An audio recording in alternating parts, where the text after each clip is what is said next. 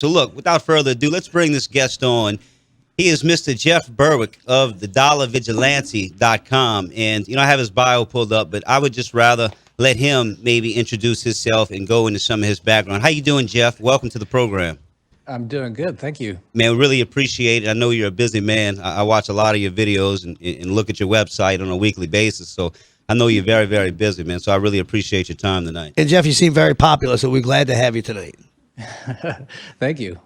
Yeah, Jeff, I first ran across you last year when I seen your Shemitah video, and it was unbelievable. I must have shared it 20, 30 times. Do you have to be Jewish to pronounce that? Can you say it again? Shemitah? For everybody who doesn't know, because you can see it written. I know it's difficult. I've seen. Jeff, how would you pronounce it? I'm sure I'm saying it wrong too. I have no idea how to pronounce it. Please pronounce it for us. I say Shemitah. Okay, that's close Nathan, enough. you got the mic, brother. All right, man. I appreciate that. Thanks, Jerome. Look, Jeff, if you could please, because we're familiar with this, and many of our listeners are familiar with your work. Could you, go into your background and what brought you to this point today? And then after that, maybe we'll get into the Shemitah and some of your predictions. Sure. Yeah. I don't know where you want to start. I was born in 1970. It was really cold. Where? I was born in Canada. That's going way back. There you go. My favorite people from Canada is the Terrence and Phillip. Right? Am I wrong? I like that. But anyway, Berwick's in the house. Yeah, so I'll fast forward a bit. I started an internet company. It was worth $240 million. It was the top financial website in Canada at the top of the tech bubble, and then it crashed, and then it was worth nothing. And so I wondered what happened. So someone passed me the book, The Creature from Jekyll Island, and I went, why didn't someone give me this book earlier? So I knew how all this stuff worked, all these bubbles caused by the Federal Reserve and the central banks. Then I bought a sailboat, tried to sail around the world, sank it in El Salvador, kept going to 100 different countries. Wait a minute. Bring us back to okay. We talked about. You mentioned the bubble, like that kind of stuff. You should have learned in civics class, whatever country you're in. But you were riding this high, and then you sank. What? What happened? I sank my boat in El Salvador. That had nothing to do with the Federal Reserve. And how did? Okay, I got you. I mean, because it seemed like the story was riding a high, and then all of a sudden it was sinking. But go ahead. Yeah, it could have been the Federal Reserve's fault. It probably is some way. Yeah, I just kept traveling and looking into this stuff. And then I really began to understand Austrian economics. Then I saw that the housing bubble was going to collapse in the U.S. And then once it collapsed, I said, okay, I got to start telling people about this stuff because I learned a lot over the last 10 years. And so I started up the Dollar Vigilante in 2010. And my tagline about me is I'm an anarcho-capitalist, a freedom fighter against mankind's two biggest enemies, the state and the central banks. And that's Thomas Jefferson, and some of those founding fathers of America, who a lot of people claim is Illuminati led, but they always said that that's the enemy of freedom, the central bank and the central government. And Thomas Jefferson said every few years you should put the people's feet to the fire who are in charge, and it seems like you did. Well, no, I haven't actually burnt them or killed them. I was wondering about that quote, though. Isn't that funny, right? Yeah. So they start up this thing, and they're like, yeah, about every 10 or 15 years, you got to go through this bloody battle to get rid of it. It bothered me when I read that because I was so into American culture, and I was like, I remember when I first read it as obviously a young person, it was like, wait a minute, but I let it go. And now as an adult, I kind of get it. And what you're talking about and what you've been doing seems to be on that same line. Well, I'd go way further. I'd say let's not start it at all. Let's not have a government. Let's not have a central bank, and then we don't have to go through all this. But they haven't gone through it for a while now in the U.S., and now we're seeing just how out of control it can get if you don't stop them. Yeah, it's the central banks really, pull the strings for everything, and everybody's so wrapped up in this presidential election at this point. But until we remove and stop the central banking system, it doesn't matter. We could put in our Lord and Savior Jesus Christ, and I think it would be pretty hard to change the system. Nathan, before I let Jeff talk, do you think after what he said from what the idea of Thomas Jefferson and what the founding fathers maybe thought of to now what you just said, does it seem like it's a runaway train at this point? Yeah, I mean, because it's hard to stop a runaway train. I mean, I've seen the movie, but well, we should have elected Ron Paul in 2002. Oh God. Oh, my God. Thank you for saying that. But anyway, we got Jeff Berwick in the house. Yeah, I don't know how to follow that up. Hey, bro, nobody could do what you're doing out there, bro. I watched a lot of these stuff, and Nathan's a big fan, and we got Baby Doll in the house, and she's been watching this stuff for years. But we want you to continue and tell us about, pick up where you left off. Well, let me see Baby Doll. She's the only one not on camera. It's the only one I might be Dude, interested well, in. we figured that, because Baby Doll's a bit provocative. And, Baby Doll, you want to come over here on Skype for me real quick? But anyway, trust me, it's a state of mind. Well, it sounds like by her name that she sounds cute anyway. But yeah, going back to the getting rid of the central banking system, it was actually Rothschild who started the whole central banking system who said, let me control the money and I care not who makes the laws. So you're absolutely right. If we can actually get rid of central banking, we can very quickly get rid of these giant governments. And that's why actually Bitcoin is so important at this moment in time. So Nathan, I'm going to let you talk to him because I know you got a lot to say about this. But Bitcoin, do you consider yourself one of the biggest Bitcoin purveyors of all? I mean, because you at the forefront, right? I don't know what the word purveyor means. It's just somebody who kind of like pushed it to the fore, to make promoter. Yes, Promoter yes, is a better yes. word. Thank you. Yeah, I was definitely one of them out there. I was on Fox Business and all that. They let me on before they knew what I was going to say, and I was on with what's his name on Fox Business, Stuart Varney. Oh yeah, and, is it Jim Barney or is it Stuart Barney? Stuart Barney, you're right. I think, yeah. And Barney he Rubble goes- was really cool for the Flintstones. And he goes, but no one knows who owns Bitcoin. And I'm like, well, who owns the Federal Reserve? And he goes, well, you know who owns the Federal Reserve. I said, no, I don't. I don't think anyone does. And Well, I yeah, said, why "Do don't you own tell me? it?" Yeah. Yeah, I said, do you know? And that's when like my mic went off. And Whoa! I was And yet you probably got a lot of credibility at that point because you got to figure because that was you answered one of my big questions about Bitcoin. That's what I was gonna say. Well, who owns it? Who's really running it? And then boom, you throw it right back at them. Yeah, it actually didn't get much attention because no one watches Fox Business, but that's good. Actually, You got Nathan's attention. Yeah. Well, can you describe yourself, Jeff, as an anarcho-capitalist for our listeners, who aren't familiar with that term? Can you, describe that term? Sure. It's just two words, obviously. Anarcho, which means anarchist. The word anarchy is a Greek word, which means an without archy ruler.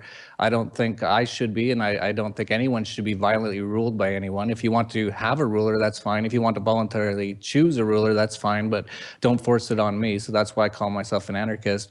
And it's actually one of the most peaceful philosophies in the world. It essentially just means that I don't want to aggress against you, and I don't want you to aggress against me. As you brought up Jesus earlier, it's actually just a play on what he said with the golden rule: do unto others as you want them to do unto you. So that's the anarchy side. And then the capitalist side, and that's another word that's been skewed a lot by the media.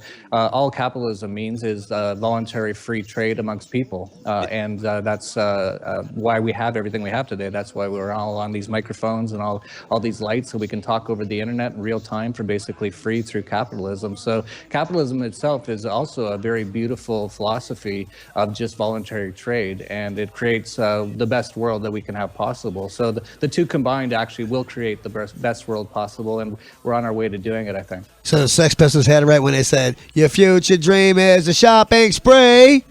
Yeah, we try to bring up a lot of rock and roll analogies and stuff in this show, but Anarchy, baby. I'm more a rap guy, so if you want to bring up rap analogies, I'll be Yeah, there. you're right. I like a lot of rap, and we play a lot of anti-New World Order hip hop on You this got show. some good rap artists, Nathan. I'm impressed. All right, ladies and gentlemen, look, Jeff, we'll be right back. Ladies and gentlemen, you're Thank you, listening Jeff. to Battle of New Orleans Radio. We have our great guest, Mr. Jeff Berwick, the Dollar Vigilante. The Dollar Vigilante. Check out his website, thedollarvigilante.com, and go subscribe, become a member. Ladies and gentlemen, we'll be right back. You could actually hear some of what they were saying. Let's listen in. Good afternoon, Alan. Ben Shalom. Helicopter Ben, how you been? Not bad, Alan. Lovely. Beautiful day for November, eh? Yeah, I was quite surprised myself. Talk about the crime of the century, eh? Like a aurora borealis, so incredible to observe. We must ignore what they tell us about their Federal Reserve, because most don't know the half about Jekyll Island. So if I was you, I wouldn't laugh or heckle, my friend. When they control both sides and they can disguise the opposition, maximize profits and minimize competition. If they're in the wrong position, then the belief backfires. Some of the unsung. Ladies and gentlemen, we're back. You're listening to Battle of New Orleans Radio. Look, that's the front of the show right there, Mr. Payday Monsanto. Paydays in the house. That's right. That's a new release. He's got Bankster. It's about the Federal Reserve, and it features Gemini. Man, it's a great song. We have our great guest on Skype with us, Mr. Jeff Berwick, joining us all the way from Acapulco, Mexico. What you gonna do with Jeff Berwick, though? You talked about how great of a guest he was. Handle it, bro. Well, something's wrong. I am something. Hey, look, Jeff, I wanted to get into, last year I seen the Pope, he started talking about the Shemitah and the Jubilee year, and then it kind of piqued, my interest in this. And that's kind of when I ran across your Shemitah video. Man, could you kind of get into that and explain to, the listeners what that is and what is the importance and of how this? And how does it relate to Black Sabbath's lyrics back in the early 70s when they said, "Would you like to see the Pope on the end of a rope? Do you think he's a fool?" Yeah, well, I've been predicting the dollar collapse for since 2010. I said it happened within a decade, by 2020, and I never looked too far into exactly who is behind running the financial system, who the real players are too much. I knew there was definitely a lot of stuff going on, but I didn't look into it too much.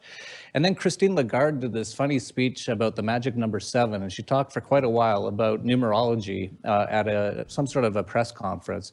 And I was like, that's interesting. And then right around that time, I ran across a book by Rabbi Jonathan Cahn called The Harbinger. And I was really interested in that because I'm a huge 9/11 buff. A huge 9/11 truther. And so he had a lot of information in about that. But in the book, he brought up the Shemitah, and I'd never heard of it.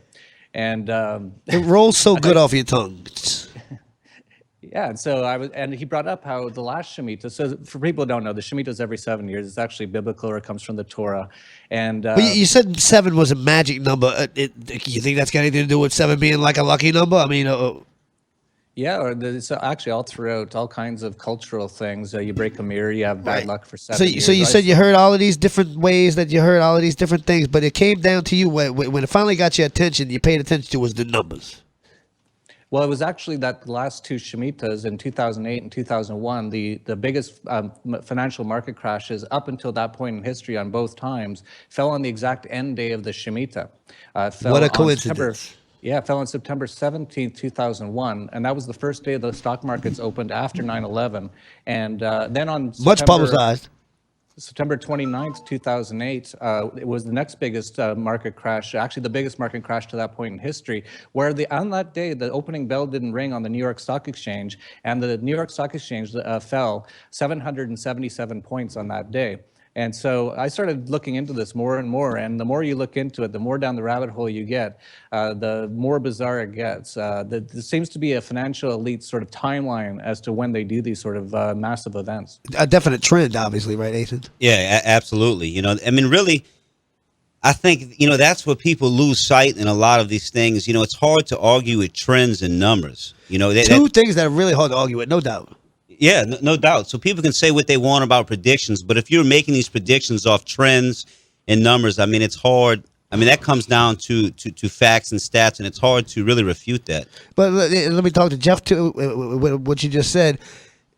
Not that bring up any criticism, because great guest you got here tonight, but a lot of the criticism that Jeff Berwick gets, from what I'm seeing from comments on YouTube and different things in the media, is the fact that the predictions, you said since 2001 or whatever.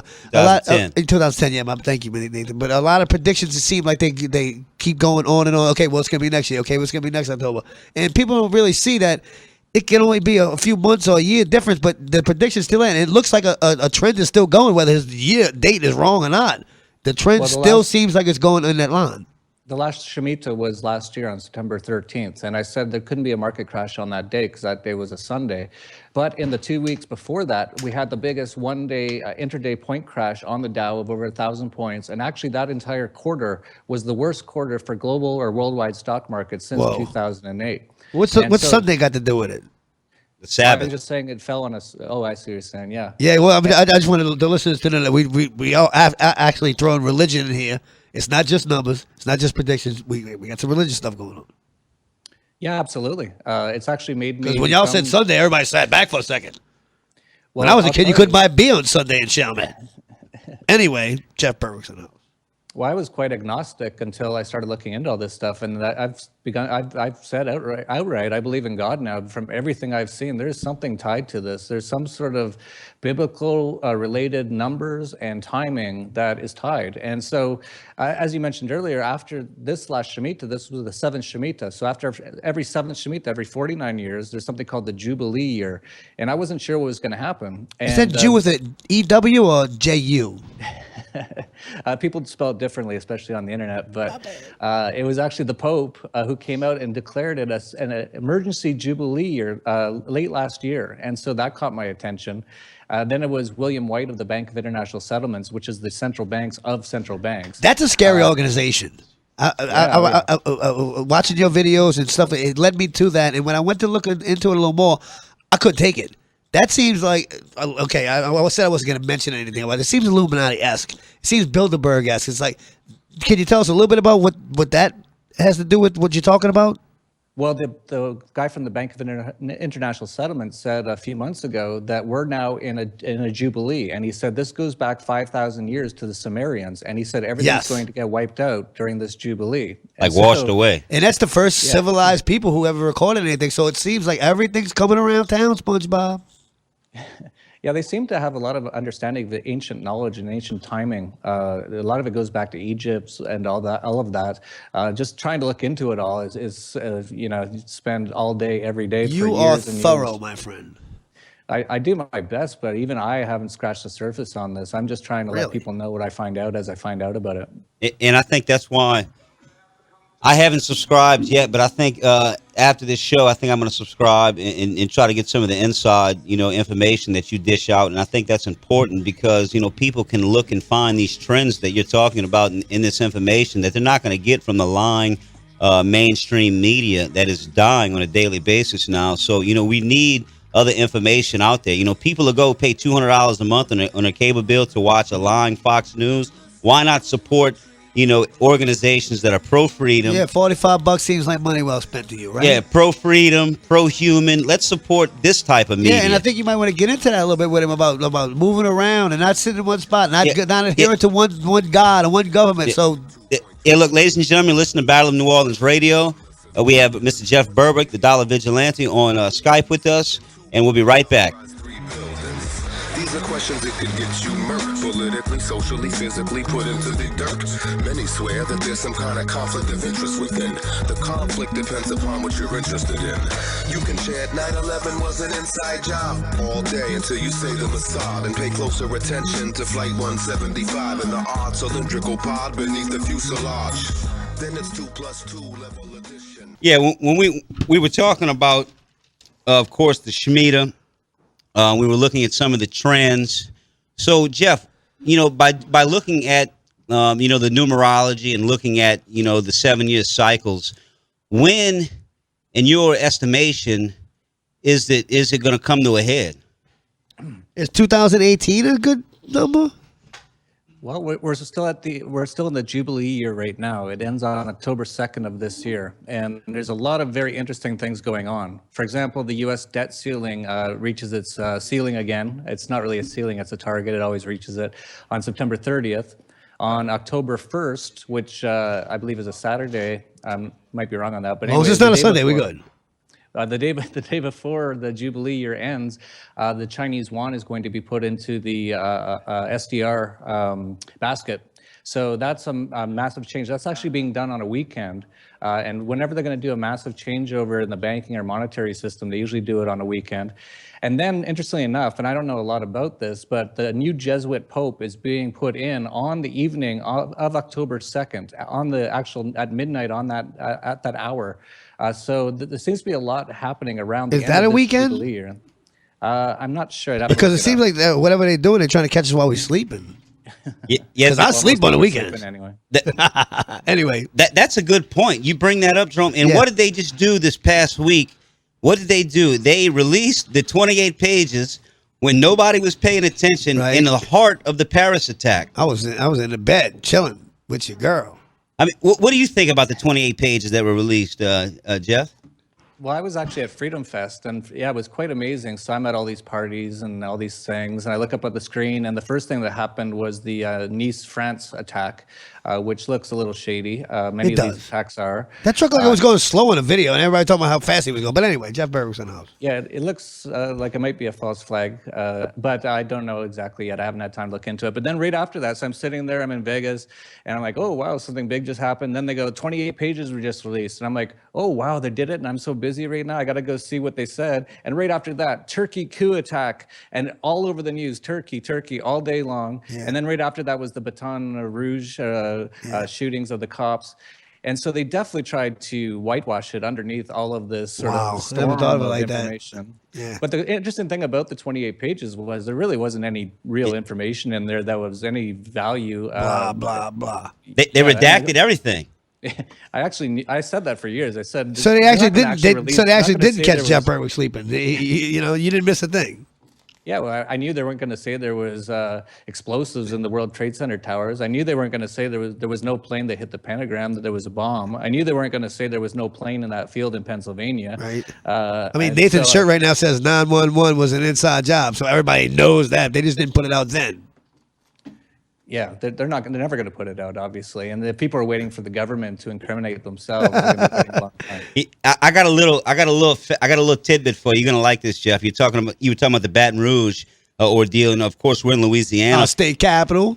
Nobody caught this. There was a local news channel out of Lafayette, Louisiana. I think WKATC, I believe it is. They ran an article. He's going deep on you, Jeff. They ran an article that was saying CNN got the emails of Gavin Long, who was the Baton Rouge shooter, and in the emails it said he belonged to a advocacy group for mind control, and it was the same. I seen it. And it was a blip in the radar, and the same advocacy group, Aaron Alexis, the Naval Yard shooter, he was also involved with the same organization, and he believed he was under microwave elf mind control. So, and I was saying that the week before. I said, man, I bet with all these incidents, I mean, our government has the power to use mind control. There's fluoride in our water. Yeah, with microwaves and all of this. So it's just really amazing that I've seen that, and nobody's talked about it. I haven't seen one. Do you want to give somebody credit right now? Because you didn't see it by yourself. Yeah, my wife. My wife actually seen it. I didn't mean to put you on blast. But again, Jeff Berwick's in the house. Big ups to your wife. I haven't even looked into that. But how do you say it? Baton Rouge? Baton Rouge. It means red stick in Indian language. Okay. Yeah, no, that makes sense. Right. I haven't even looked into that because so many things have been happening. I looked into the Dallas one, and that was totally a false flag. I exposed that. Nathan, you got a lot on that tonight, but go ahead. No, Jeff, get into that. I didn't mean to cut you off because you put out a great video that your team actually broke down all the angles of the shooting. Is that the video I got? Yeah, that's. Oh my God, it's so good. Talk to us about that. Yeah, well, just like anything, as soon as we saw it, we were thinking this doesn't look right. What are the odds that this is going to happen? Right the day after, again, they're putting it's happening so fast now. The day after they had let Hillary Clinton off and announced that she was not going to be indicted by the FBI, all of a sudden Dallas and all of a sudden Black Lives Matter sort of stuff at a Black Lives Matter thing, which is funded by Soros. And all of a sudden there's snipers on like the 6th or 7th floor of a building in Dallas. That might bring back some memories for some people. It was actually 450 yards where JFK was killed. We looked Dallas, 1 p.m. Yeah, and so we started looking it up, and I have this guy, actually, he's a guy who lives here in Acapulco, and I've worked with him on a few things in the past, and he started emailing me and messaging me. He's like, what they're saying is not right. I've done all the triangulations. I've got all the cell phone videos. The grassy knoll. All that kind of stuff. Within 24 hours, and he sent it all over to me. I'm like, you got to give this to me to put out. And he's like, yeah, cool. So the guy would have been like the Punisher or something to do all that, or Spider-Man or something, you know. I think he got a little carried away. I think he's on a lot of Red Bull or something. It gives you wings, so you can jump out of a plane from space. But it's pretty amazing how we can put something together like that just from Acapulco in 24 hours while CNN is just on there reporting. You got a good squad, dog. Strategy. We got to get rid of guns. Talk to us a little bit more about what you think all of that meant, as far as like why did they do that? Why did they not put out the information that was obviously clear to see from all the cell phones that were around? And why did they just put this little story out to confuse people or whatever it was? Well, it was clearly more than one shooter, so it was obviously not what they said. And then when they said it was this one guy, then they said, oh, well, we talked to him for a few hours, and he said he hates cops. Okay, do you have any recording of that? No, we don't. We didn't record it or anything. Okay, so where is he? Well, we blew him up. You know what freaked me out, Nathan? But they blew him up. No, with a robot. No, excuse me. That was the Dallas shooter they blew up, yeah, right? Yeah. There's been so many now. But how insane is that, Jeff, that now, we had this incident in Dallas, and now the police send in a drone basically to kill American citizens. I mean, how... the precedent now is just Yeah, it's they're off trying the hook yeah, now. They're It's trying just, to make it like where it's everybody knows that it's normal. yeah, right. Jeff, what you got? Yeah, absolutely. No, I think that's why they did it. You know what freaked me out about that drone. too? When Obama or whatever claimed to get Bin Laden, that was the first time I noticed. Like, well, of course with Hitler, but where's the body? Like, oh, you threw him in the water? Well, because if I remember right, when I was growing up looking at books about criminals and stuff, Dillinger and all those great criminals in the late 1800s and early 1900s, they hung them up on it and put them in the front page of a paper full of bullet holes. So I, as a child, wanted to see that as an adult. Oh, you got the bad guy? Put him in the front page of the paper. Oh, you threw him in the water? Where's he at? And then so where's all these people that they arrested? Oh, we killed them, like the guys who supposedly did the Boston stuff. Oh, they shot him in a shootout. Well, where's the freaking the call camera? Nobody had the camera on? Oh, they just blew them apart.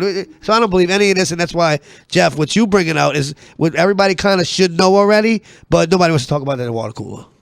Yeah, no, I love the Osama bin Laden one because I was sort of like you. That's the one you wanted to see, Nathan. So I figured for sure they would never get him because all the evidence was he died in 2002. So they're like, we got him. I'm like, okay, maybe I was wrong on this one. Yeah. I'm like, okay, so let's see the body. No, we put him in a helicopter and flew him 300 miles. Really, to the bro? ocean and threw him in the ocean. So you Why'd thought do nobody that? wanted to see Because- that, Obama?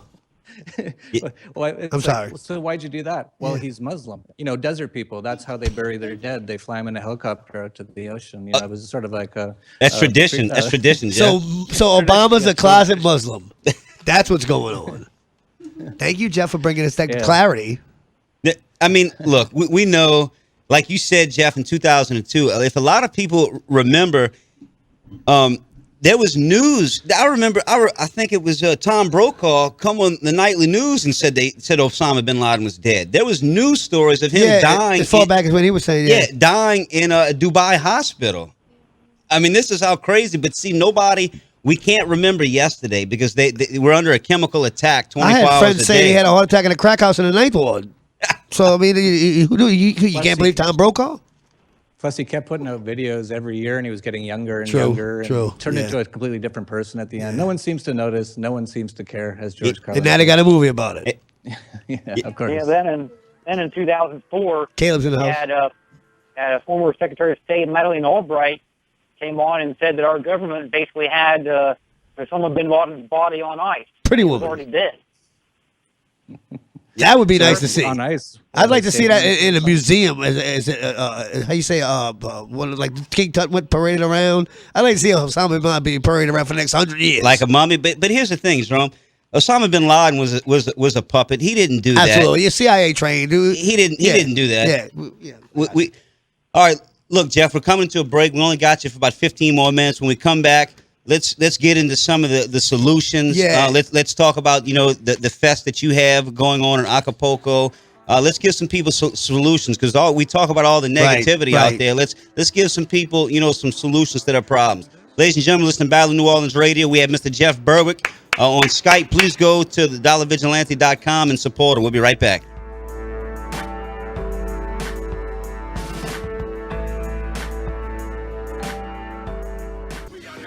Never gonna back down. We are never gonna back down. Power to the people. Ladies and gentlemen, we're back. You're listening to Battle of New Orleans Radio right here, 990 AM WGSO in the heart of the Crescent City. We have Mr. Jeff Berwick, the Dollar Vigilante, on Skype with us, man. It's great information.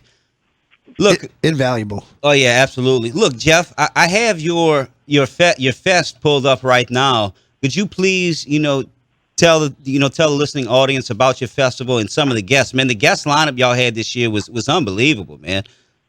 Yeah, thanks. It's called Anarcapulco. I started it.